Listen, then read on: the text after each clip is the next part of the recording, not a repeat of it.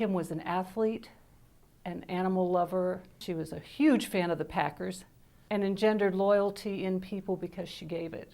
She went from that kind of physical activity to, oh, something's wrong, and they diagnosed her with cancer.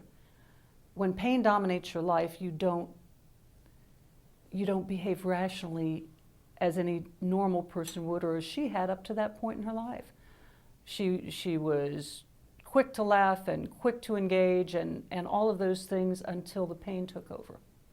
Kim went in 2007 in the middle of June, and within, I would tell you, within 3 or 4 days, the difference was almost unbelievable, because they were managing her pain for the first time in well over a year. She was sitting up in bed, she was joking with the staff, and for the first time in almost 2 years, she was as close to Kim again as she ever got. There was so much out loud laughter going on in her life from that first week that she was there. The change was dramatic. I think that one of the great things was the fact that she got so many people in. They said, well, you know, this is just too much of a party, so we're moving the party to a bigger room. So they weren't disparaging of the party. They weren't trying to quiet us down. They just said, you just need a bigger place because you're clearly going to have a lot of people here. And so that fast, as soon as a room opened, there we were.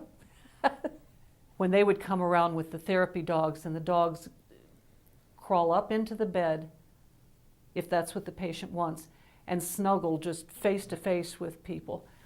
And some of her friends also had animals she cared about, so they would come in and crawl right in bed with her with their dogs, and the 3 of them could just have a real animal moment. And on some occasions there were as many as 3 dogs in a room, which they made happen for her.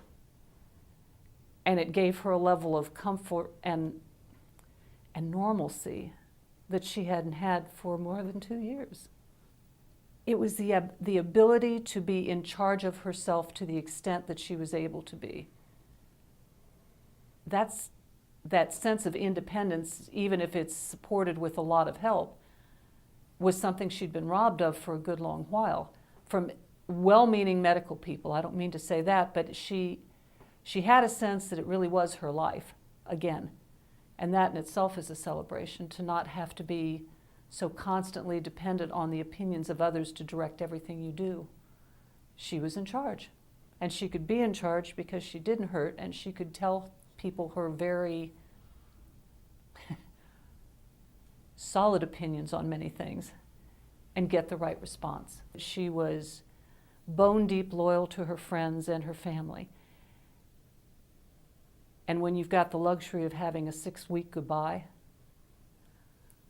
a lot of things that never get said for people could be said.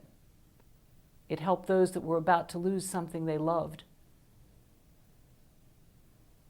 do it peacefully.